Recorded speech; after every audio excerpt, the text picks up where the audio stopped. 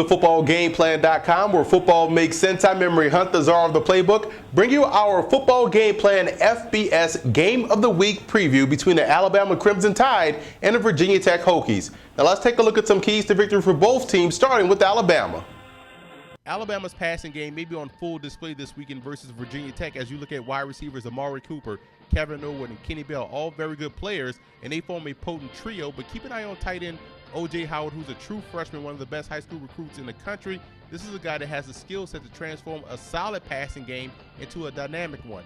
And defensively, I'm interested to see how well they integrate new guys into the lineup. You look at guys such as Landon Collins, a safety, nose tackle Brandon Ivory, cornerback John Fulton. All three are replacing key contributors from last year's football team and will be vital to the team's success this year defensively.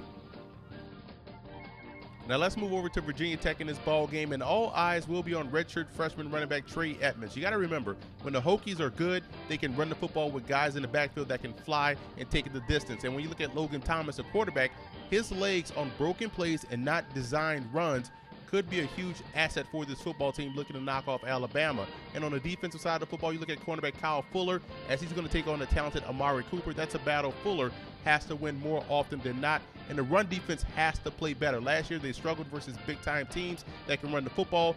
They're going to get tested this week versus Bama's running game. They're going to have to show up and be ready to play some football. The X factor for Alabama will be their linebackers. How well the guys up front contain those gaps and allow those linebackers free reign to the football could determine how much success they have in stopping Virginia Tech's running game. And the X factor for Virginia Tech will be the passing game. I have full confidence that they'll be able to run the football, but can they complete passes on a consistent basis to loosen up that box and force Alabama to play a balanced game? If they can't do that, it could be a long day for that Hokies offense.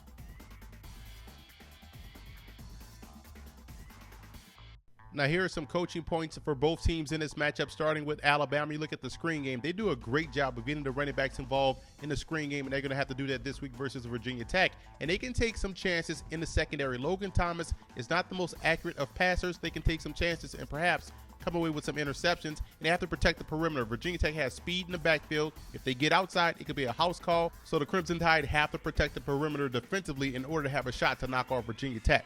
Now for the Hokies in this ball game, you look at Logan Thomas's efficiency throwing the football. He doesn't have to be Tom Brady, but he has to be consistent, completing passes, moving the chains, keeping these guys in manageable down and distance situations. And it goes without saying, when you talk about Virginia Tech, you're talking about Frank Beamer. They have to win the special teams battle versus Alabama, who also have very sound special teams units of their own. And you have to get after A.J. McCarron. Move him off the spot. He had the luxury last year of sitting behind one of the best offensive lines in football, but when he was pressured, he wasn't as accurate. He wasn't as consistent. If they can get after McCarron, they have a great chance of knocking off Alabama.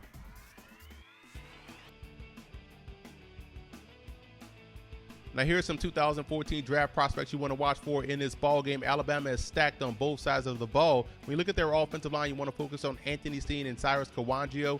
At quarterback, A.J. McCarron is out to prove this year that he's not a game manager, that he's much more than that. Now on the defensive side, you see their linebacking core is outstanding. Mosley, DePriest, and Hubbard. Up front, Ed Stinson is the guy you want to keep an eye on. Definitely can get pressure from that 5 technique position. And in the back end, Clinton Dix, a safety, 6'1", 208, may be the best safety prospect Saban has had during his tenure at Alabama. Now for Virginia Tech in this ballgame, they have some solid prospects on the defensive side of the football. James Gale is the guy that's consistently getting pressure on the quarterback, and I'm a big fan of linebacker Jack Towler, always in or involved in plays in the running game as well as in pass coverage. And Antoine Exum, a cornerback, may not play this game, but definitely is one you want to keep an eye on moving forward.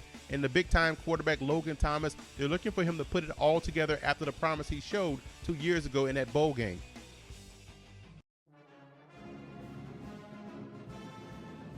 Cornelius Bennett was an outstanding linebacker for the Crimson Tide from 1983 to 1986. He's one of only 2 players in Alabama history to be named to 3 All-American teams 3 times in his career, and also won the Lombardi Award as a senior.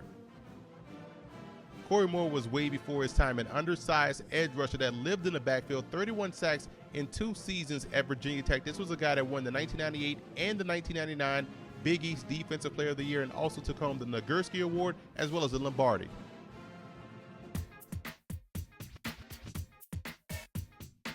I like Alabama in this game. Right now, they're too strong on both sides of the ball. They're solid in the passing game. They're very good on defense. And I still have some questions about the passing attack of Virginia Tech. I have to take the wait-and-see approach. Although they will be able to run the ball, they will play excellent special teams, but can they throw with consistency?